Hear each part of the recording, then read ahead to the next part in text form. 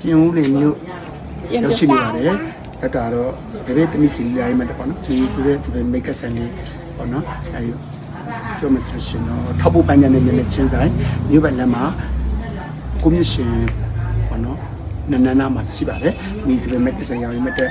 ဒိုင်းအကြောင်းရတော့ပြင်ဦးလင်အောင်ချမ်းသာမှာဘယ်ဘဲရစိတ်မြပြုမင်္ဂလာရွှေဆိုင်တော့လည်းဗိသိက်မြောက်အောင်မှာပေါ့နော်အဲ့တော့ချူတင်ပြီးတော့ရောက်နေတာပေါ့နော်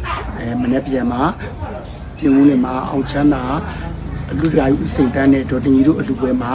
အခမ်းဖြော်ပေးပါမယ်စင်မြပြုမင်္ဂလာရွှေဆိုင်တော်နဲ့ဗိသိက်မြောက်ပေးပါမယ်မနေ့ပိုင်းအခမ်းပြုရှင်ကျွန်တော်မန်းလေးတွားမှာပေါ့မန်းလေးမှာဒါတာစတီးကနေပြီးတော့မောင်ဝဲတော့တဲ့မင်းတို့ရိုက်ထားတဲ့စကားလေးဖတ်ပြီးတော့14ရက်နဲ့မှာမစိုးရင်မှာကျွန်တော်ထက်တဲ့မုံနဲ့ရုပ်ရှင်မင်းသားမင်းသမီးတွေနဲ့ဘယ်ဘဲပါဝင်ပြုဆောင်တဲ့ရှူဘင်းဆိုတဲ့စကားကြီး14မှာမြန်မာပြည်လုံးကိုပြပါမယ်အဲ့ဒါပြီးလို့ရှိရင်ကျွန်တော်တို့ရုပ်ရှင်ဖွဲ့သူဖွဲ့သားများဒီနေမျိုးကိုတက်ပြီးတော့ဗါတဲ့သူ့မင်္ဂလာ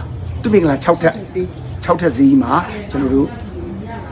အခမ်းမွန်များပြုလုပ်ပြီးတော့ဖုံးမဲလုပ်ပြီးလို့ရှိရင်ပရိုက်တာပေါ့နော်ဒီပါမဲ့ကလေးချောင်းများကိုကျွန်တော်ကအလူတန်းလေးလုံးမှာဖြစ်ပါတယ်အားလုံးရှူအိုဘင်းဆိုရုပ်စကားကြီးအားပေးပါအောင်ဒါပေမဲ့အဲ့ထက်မှလည်းအများတန်းရည်စရာပြောတဲ့ဘယ်လိုကြီးဘယ်လိုပြုတ်ဆောင်ထားတဲ့ဆိုတာလေးဒါတာစတီးကတစ်မျိုးလောက်ခိုင်းထားပါတယ်အားလေးကိုမပြောသေးဘူးเนาะအဲ့ဒီမှာကြည့်လိုက်ပါဦးခင်ဗျာကျေးဇူးတင်ပါတယ်